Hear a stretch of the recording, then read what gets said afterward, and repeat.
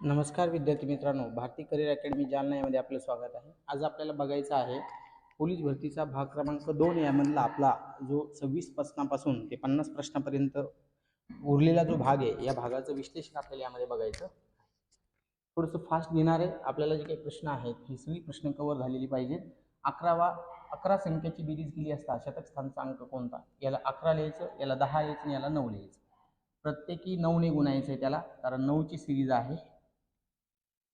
11 9 99 हातचे आले 9, 9 10 90 9 99 हातचे आले 9, 9 9 81 आणि 0 90. म्हणून पर्याय क्रमांक 3 हे त्याचं पर्याय उत्तर बरोबर आहे. अशा पद्धतीने आपल्याला हा प्रश्न सोडवायचा होता.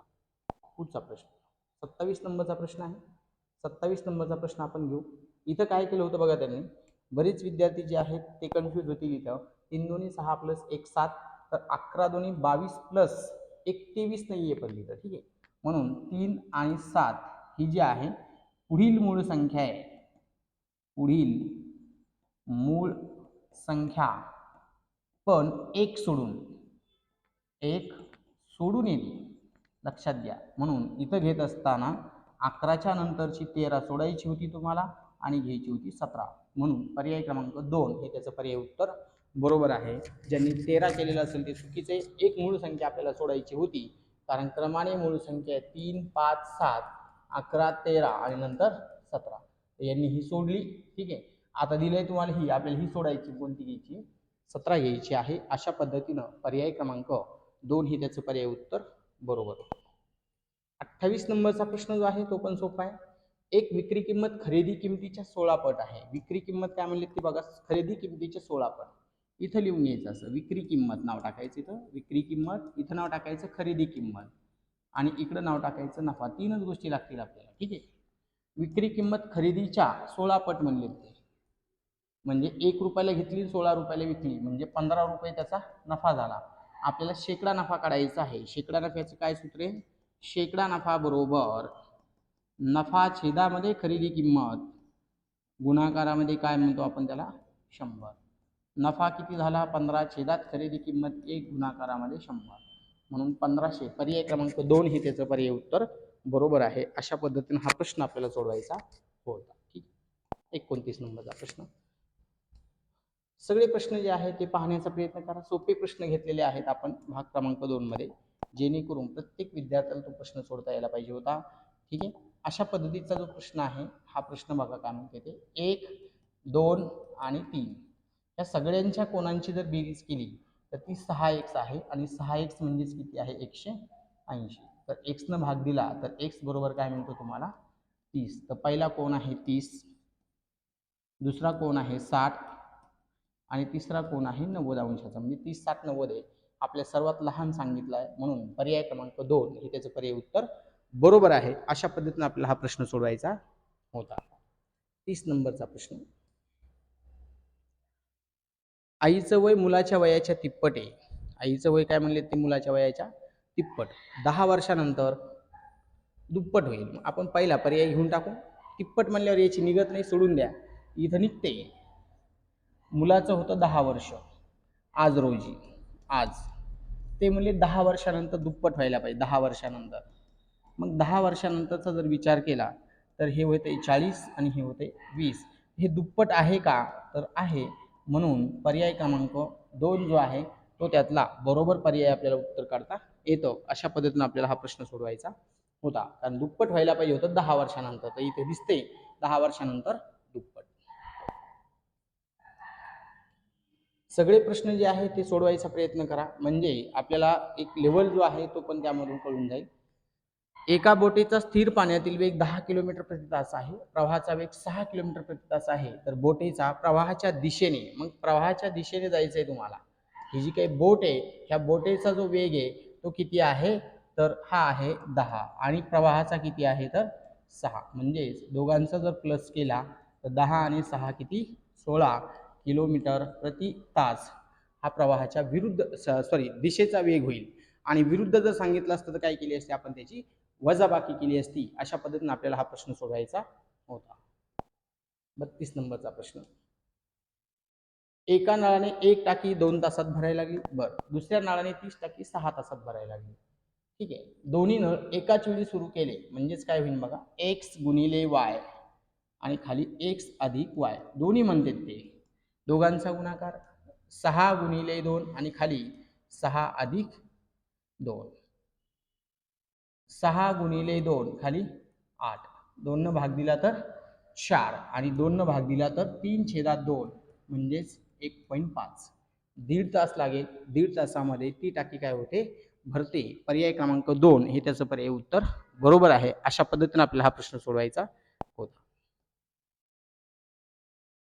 33 नंबरचा प्रश्न, विद्यार्थ्यांच्या रांगेत रमेश डावीकडून सांगितलाय त्यांनी, रमेश डावीकडून 12वा आहे आणि उजवीकडून कितवा सांगितलाय तो 17वा. एकूण किती आहे, म्हणजेच लेफ्ट प्लस राईट मायनस 1 अशा पद्धतीने आपलं सूत्र आहे त्याचं. ठीक आहे, 12 अधिक 17 वजा 1, 8 इकडं 2 वजा 1 म्हणजेच किती 27. तर टोटल विद्यार्थी किती आहेत, त्यामध्ये 27 विद्यार्थी आहेत. असा एक पर्याय आपल्या इथलं मिसिंग झालेला आहे. ठीक आहे, डावीकडून 12वा आहे आणि उजवीकडून 17व्या ठिकाणी आहे. तर दोघांची बेरीज मायनस 1 करायचं होतं, म्हणजे पर्याय क्रमांक जो आहे इथला आपला हा 27 करायचं राहिले, तेवढे एक करेक्शन करून घ्या. म्हणजे पर्याय क्रमांक 3 हे त्याचं पर्याय उत्तर काय होईल, बरोबर उत्तर होईल असा त्याचा अर्थ आहे. ठीक आहे,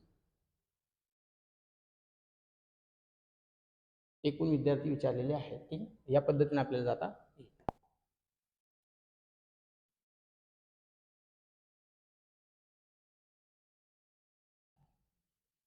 अगोदरचा जो प्रश्न आहे त्या प्रश्नाला एकदा बघून घेऊ आपण, संख्या आपल्याकडून चुकल्यात का. तर एका रांगेत रमेश डावीकडून 12वा आहे, 12वा आणि इकडून 17वा आहे मायनस 1.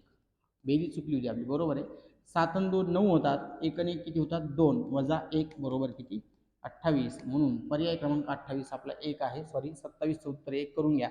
अशा पद्धतीने आपल्याला हा प्रश्न सोडवायचा होता. ठीक आहे, पुढचा प्रश्न 34 नंबरचा प्रश्न, एक अक्षरमाला पूर्ण करायची आहे. अक्षरमाला त्यांनी दिली होती. ही अक्षरमाला पूर्ण करत असताना आपल्याला इथं काय दिले बघा, ए बी सी, आतमध्ये राहिला डी, तर सगळेच ठिकाणी डी आहे.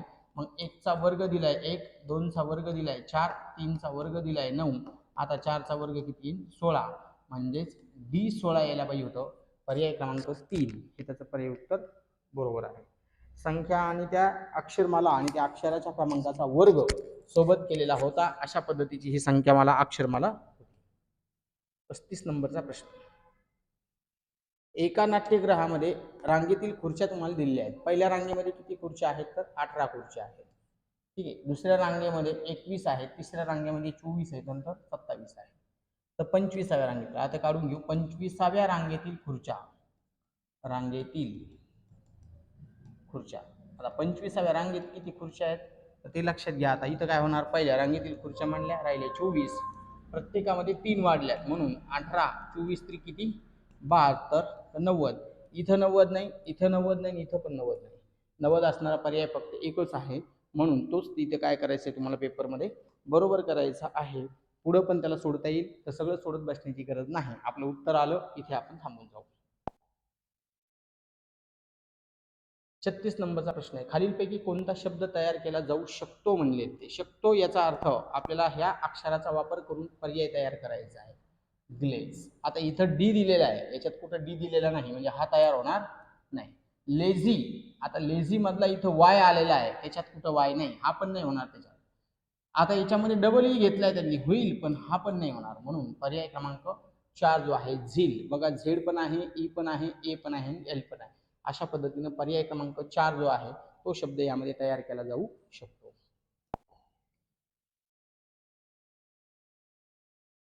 37 नंबरचा प्रश्न, 20% 20% बरोबर किती. सिंपल प्रश्न होता. 20%, 20%, 20%चे 20%. ओके, याला सॉल्व करून घेऊ आपण. 0ने 0 काटला आणि 0ने 0 काटला, 4 छेदामध्ये किती 100. याला जर सॉल्व केलं तर 0.04. पर्याय क्रमांक 2 हे त्याचं पर्याय उत्तर बरोबर आहे. अशा पद्धतीने आपल्याला हा प्रश्न सोडवायचा होता. 37 नंबर. 38 नंबरचा जो प्रश्न आहे, एका आयताची लांबी 40% कमी केली आणि रुंदी 40% वाढवली तर क्षेत्रफळात किती टक्के बदल होईल. बदल काढायचा आहे. जेव्हा हे सेम आलेलं असतं वाढ आणि सेम आलेली असते घट, तेव्हा x वर्ग भागिले 100 बरोबर टक्का घट होत असते हे लक्षात घ्या. म्हणजेच काय येईल तो 40चा वर्ग भागिले 100 म्हणजेच 1600 भागिले 100 2 0 2 0 कॅन्सल म्हणजे 16% व्हायला पाहिजे. पर्याय क्रमांक 3 हे त्याचं पर्याय उत्तर बरोबर होतं. अशा पद्धतीने आपल्याला हा प्रश्न सोडवायचा होता. 38चं उत्तर घ्या 3. 39चं उत्तर काय आहे? सरासरी दिलेलं आहे तुम्हाला 36 आहे. गुणोत्तर दिलेले आहे त्यांनी. मग गुणोत्तर दिले तर सरासरी डायरेक्ट काढता येईल कारण त्या संख्या क्रमाने येणाऱ्या संख्या दिसत आहेत. म्हणजेच 3x हा त्यांचा काय झाला सरासरी आणि सरासरीची किंमत तुम्हाला किती दिलेली आहे त्यांनी बरोबर 36. बरोबर किती आहे 36. मग आपण असं म्हणू 3x बरोबर 36 तर x बरोबर किती आला 12. x ची किंमत आलेली आहे 12. मग x जर 12 आला तर सर्वात मोठी संख्या कोणती म्हणजेच कोण येईल 4x म्हणजेच 4 गुणिले 12 12 चोक 48. पर्याय क्रमांक 2 हे त्याचं पर्याय उत्तर बरोबर आहे. अशा पद्धतीने आपल्याला हा प्रश्न सोडवायचा होता. 39. 40 नंबरचा प्रश्न काय बघा विजोड पद ओळखायला सांगितले. आता विजोड पद ओळखायला सांगितले यामधलं पद कसं आहे ते ओळखायचं. हे सगळ्या संख्या सारखे दिसतात तुम्हाला 1 2 1 बर 1 2 3 2 1 बर 1 2 3 4 5 5 4 3 2 1 1 2 3 4 4 3 2 1 म्हणजे इथं बघा एक शेवटचा अंक इथं दोनदा रिपीट केला आहे. इथे एकदाच एकदा इथे म्हणून पर्याय क्रमांक 3 आहे ते विजोड पद आहे. किंवा पहिला आहे 11चा वर्ग 111चा वर्ग 1111चा वर्ग असे वर्ग तुम्हाला दिलेले आहेत. हा वर्ग संख्या नाही म्हणून पर्याय क्रमांक 3 हे त्याचं पर्याय उत्तर कसं आहे बरोबर उत्तर आपल्याला काढता येतं किंवा हा आपला त्यातला विजोड पद आहे. ठीक आहे. एका व्यासपीठावर सर्व पाहुण्यांनी एकमेकाशी हस्तांदोलन केले. परिचय करून देताना तर एकूण 120 हस्तांदोलने झाली तर व्यासपीठावर एकूण किती पाहुणे आले होते. पर्यायावरून जाऊ आपण. काय होईल बघा 15 गुणिले 14 भागिले 2 हा पहिला सूत्र आहे त्याचं n गुणिले n मायनस 1 भागिले 2 याचा वापर करून सोडू आपण त्याला. बरं त्याला भाग दिला तर 7 15 7 105 म्हणून पर्याय क्रमांक 1 नाही. 16 कडे जाऊ 16 गुणिले 15 भागिले 2 भाग दिला तर 8 15 8 किती 120 आहे का 120 आहे म्हणून पर्याय क्रमांक 2 हे त्याचं पर्याय काय होतं उत्तर बरोबर होतं. अशा पद्धतीने आपल्याला हा प्रश्न सोडवायचा होता. ठीक 42 नंबरचा प्रश्न. लहानात लहान 2 अंकी 3 अंकी 4 अंकी नैसर्गिक संख्येचा सरासरी किती. आपल्याला संख्या काढता यायला पाहिजे होत्या. लहानात लहान 2 अंकी संख्या कोणती आहे तर लहानात लहान 2 अंकी संख्या आहे तुमची 100 10. 3 अंकी कोणती आहे तर 1000 आणि 4 अंकी कोणती आहे तर 1000. 100 10 1000 भागाकारामध्ये 3 सर्वांची बेरीज केली 1110 भागिले 3 3 त्रिक 9 राहिले 2 3 7 21 वरचा 0 दशाला तसा म्हणजेच 370. पर्याय क्रमांक 2 हे त्याचं पर्याय उत्तर बरोबर आहे. अशा पद्धतीने आपल्याला हा प्रश्न सोडवायचा होता. 42चं उत्तर करून घ्या 2.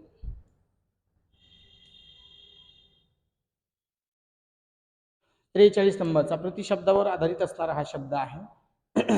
माणसाला त्यांनी काय म्हटले बघा माणसाला त्यांनी सांगितलं कुत्रा म्हटलं. माणसाला काय म्हटले कुत्रा. कुत्र्याला मांजर म्हटले. मांजराला उंदीर. उंदराला गाढव म्हटले. तर बुद्धिमान प्राणी कोण. आता बुद्धिमान प्राणी कोण असतो हे आपल्याला माहिती असलं पाहिजे. भूतलावरचा बुद्धिमान प्राणी हा माणूस आहे. कोण आहे माणूस. आणि माणसाला प्रतिशब्द काय आहे तो आपल्याला शोधायचा आहे. प्रतिशब्द आहे कुत्रा म्हणून या प्रश्नाचं उत्तर आहे कुत्रा. पर्याय क्रमांक 1 हे त्याचं पर्याय उत्तर बरोबर आहे. अशा पद्धतीने आपल्याला हा प्रश्न सोडवायचा होता.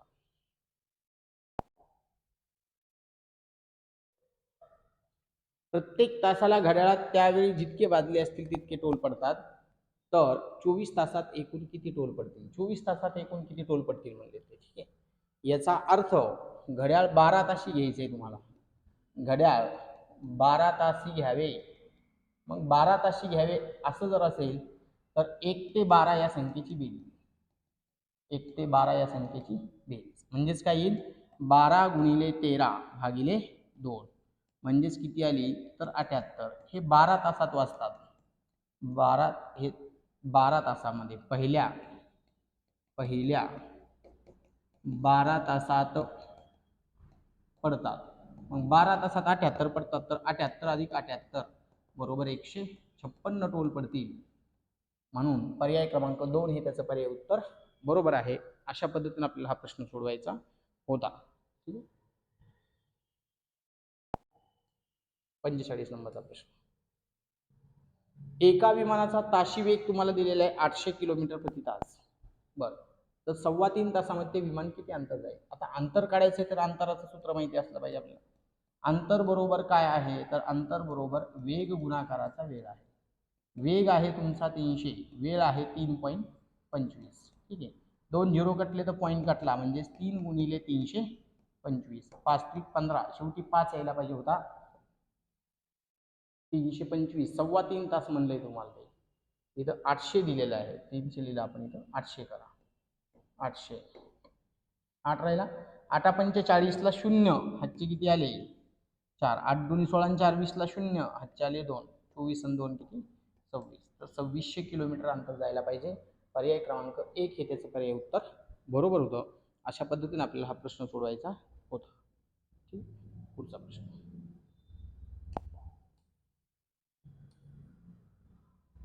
1 वर्ष 3 महिने अधिक 2 वर्ष 11 महिने अधिक 3 वर्ष वजा 3 वर्ष. आता इथं लक्षात घ्या काय आहे. ठीक आहे. आता बरेच विद्यार्थी तर कन्फ्युजन होऊन जातील. हे 3 वर्ष 5 महिने वजा करायचं. मग हा 1 वर्ष 2 वर्ष 3 वर्ष होईल. ह्या 3 वर्षातून 3 वर्ष वजा करून टाका. राहिलं फक्त 3 महिने प्लस 11 महिने वजा 5 महिने. ठीक आहे, झालं. 14 मधून 5 गेले तर 9 महिने. 9 महिने जे काय आहेत हे आपल्याला उत्तरामध्ये बघायचं आहे. सगळं वर्षात दिलेलं आहे.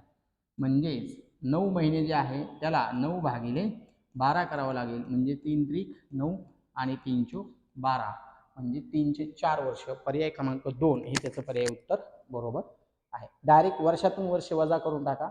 2 वर्ष आहे आणि 1 वर्ष आहे तिथं अलग लक्षामध्ये, म्हणून 3 वर्षातून 3 वर्ष गेले. 11 आणि 3 महिने 14 महिने झाले. 14 महिन्यातून 5 महिने वजा केले. ठीक आहे. अशा पद्धतीने हा प्रश्न आपल्याला सोडवायचा.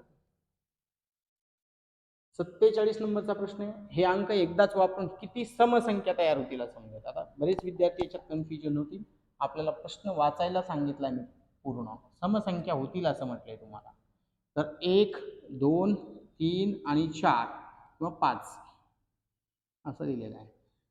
एकूण 24 संख्या तयार होतील. एकूण किती होतील 24 संख्या. एकूण कशा 24 होतात? तर हे 4 फॅक्टोरियल म्हणतात त्याला. म्हणजे 4 गुणिले 3 गुणिले 2 गुणिले 1 बरोबर 24. एकापासून 6 तयार होतात. एका अंकापासून 1 अंकापासून 6 संख्या तयार होतात. 6 संख्या तयार होतात. मग 1 अंकापासून 6 तयार होतात, तर प्रत्येक अंकापासून 6 म्हणजेच 1 पासून 6 तयार होतात, 2 पासून 6 तयार होत्या, 3 पासून 6 तयार होत्या आणि 5 पासून 6 तयार होत्या. पण हे सगळे जे काही आहेत हे विषम अंक देतील हे तिघे जण. त्यातला फक्त एकच सम आहे. समसंख्या किती होत्या त्याच्यामध्ये फक्त 6. आणि एकच सम अंक असल्यामुळं एकच 6 संख्या तयार होतील. पर्याय क्रमांक 3 हे त्याचं पर्याय उत्तर बरोबर आहे असा त्याचा अर्थ. 48 नंबरचा प्रश्न. आता इथे तुम्हाला त्यांनी सांगितले 1300चे 5% आणि एनचे 20%. ठीक आहे. 1300चे 5%. 1300चे 5% बरोबर एनचे 20%. टक्क्यानं टक्क्याचं चिन्ह कटलं. 5 1 5, 5 चोक 20. हा 4 इकडे घेऊन या. 1300 भागिले 4 बरोबर एन. 4 न भाग द्या. 4 त्रिक 12, 1 उरला. 4 दोन्ही 8, 2 उरले. 4 पंचे 20, म्हणजेच 325. पर्याय क्रमांक 1 हे त्याचं पर्याय उत्तर बरोबर आहे. अशा पद्धतीने आपल्याला हा प्रश्न सोडवायचा होता. शेवटचे 2 जे काही प्रश्न आहेत ते पण बघून घेऊ आपण. 49 नंबरचा जो प्रश्न आहे त्यांनी सांगितले राधिका घरापासून 12 मीटर उत्तरेकडे गेली. समजा इथं आहे आणि इथून ती 12 मीटर उत्तरेला गेली, म्हणजे उत्तरेला म्हणजे सरळ गेली. ठीक आहे. इथून पश्चिमेकडे वळून, आता हे समजा आपलं हे उत्तर आहे, हे दक्षिण आहे, हे पूर्व आहे आणि हे पश्चिम आहे. ठीक आहे, असं आपण म्हणू. मग इकडे गेली पुन्हा ती पश्चिमेकडे म्हणल्यावर किती गेली 8 मीटर. ही 12 करा, ही 8 करा. नंतर दक्षिणेकडे वळून 3 गेली. मग दक्षिणकडे गेली तर 3 खाली आली इथं. इथं 3 आली आणि नंतर पूर्वेकडे 8 गेली. पूर्वेकडे 8 गेली म्हणजे पुन्हा ती वापस आली रिटर्न इथपर्यंत. इथं येऊन थांबली. आता त्यांनी सांगितलंय घरापासून ती कोणत्या दिशेला आहे. आता हे घर आहे तिचं. तर घरापासून ती कोणत्या दिशेला आहे? तर उत्तर दिशेला आहे. इथं दिसते आपल्याला उत्तर दिशेला. म्हणून पर्याय क्रमांक 4 हे त्याचं पर्यायी उत्तर बरोबर होतं. अशा पद्धतीने आपल्याला हा प्रश्न सोडवायचा होता. शेवटचा प्रश्न जो आहे आजच्या सिरीजमधला हा प्रश्न आपण बघू. सर्व प्रश्न पाहण्याचा प्रयत्न करा जेणेकरून प्रत्येक प्रश्न पेपरच्या लेवलचा आहे. पोलीस भरतीच्या लेवलचे प्रश्न आपण यामध्ये घेतलेले आहे. कोण काढायचा आहे? कोण काढत असताना 30 गुणिले तास मायनस 11/2 गुणाकारामध्ये मिनिटे हे सूत्र आहे. इथं किमती टाकायच्या तुम्हाला, बाकी काहीच नाही. ठीक आहे, किमती टाकून घ्यायचं. 30 गुणिले तास, तास किती आहेत रे? इथं दिसतंय तुम्हाला 3:30 वाजता. 3:30 म्हणजे 3:30 30 वजा 11/2 गुणाकारात किती मिनिटं आहेत? 30 म्हणजे 30 त्रिक 90 वजा याला भाग दिला कितीचं जाईल रे? 15. 11 15 165 म्हणजेच 75 अंशाचा कोण तयार होतो. पर्याय क्रमांक 2 हे त्याचं पर्याय उत्तर बरोबर आहे. अशा पद्धतीने आपल्याला हे प्रश्न सोडवायची होते. तर कुठलेही प्रश्न सोडत असताना बेसिक सगळ्या जे काही स्टेप आहेत त्या समजून घ्या. आपण पहिले 50 प्रश्न जे आहेत गणित बुद्धिमत्ताचे हे सगळ्या प्रश्नांचं विश्लेषण दिलेलं आहे. PDF करता